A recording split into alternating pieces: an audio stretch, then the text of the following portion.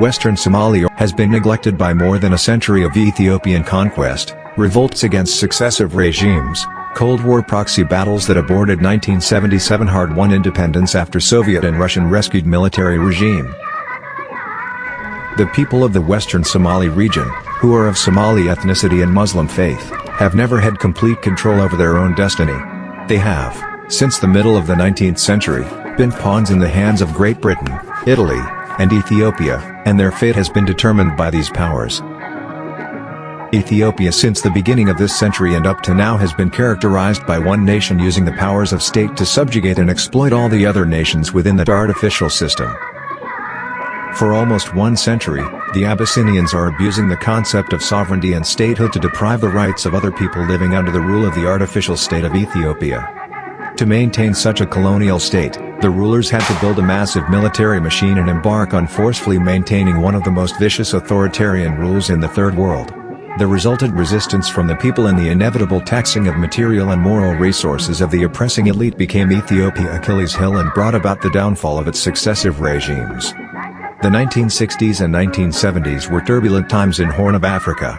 In the early 1960s, Somali nationals in Western Somalia fought to liberate themselves from Ethiopian rule and, in 1966, the Ethiopian government declared martial law in the region.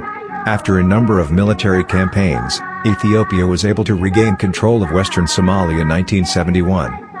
The Derg, a military dictatorship, rose to power in Ethiopia in 1974. Led by Mengistu Haile Mariam, the Derg arrested, tortured, and killed tens of thousands of Somalis during its rule. The Derg faced opposition from various ethno-nationalist groups seeking to escape the regime's violence. The upheaval of the 1970s culminated in a Western Somali Liberation Front invasion of Western Somalia in 1977.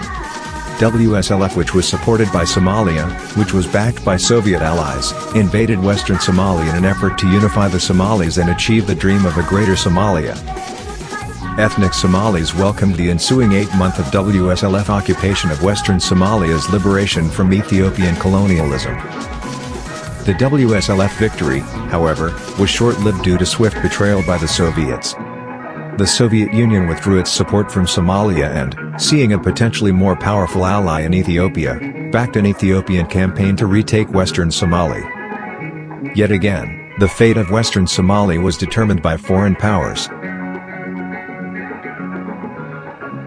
This documentary sheds some light on the struggles of Somali people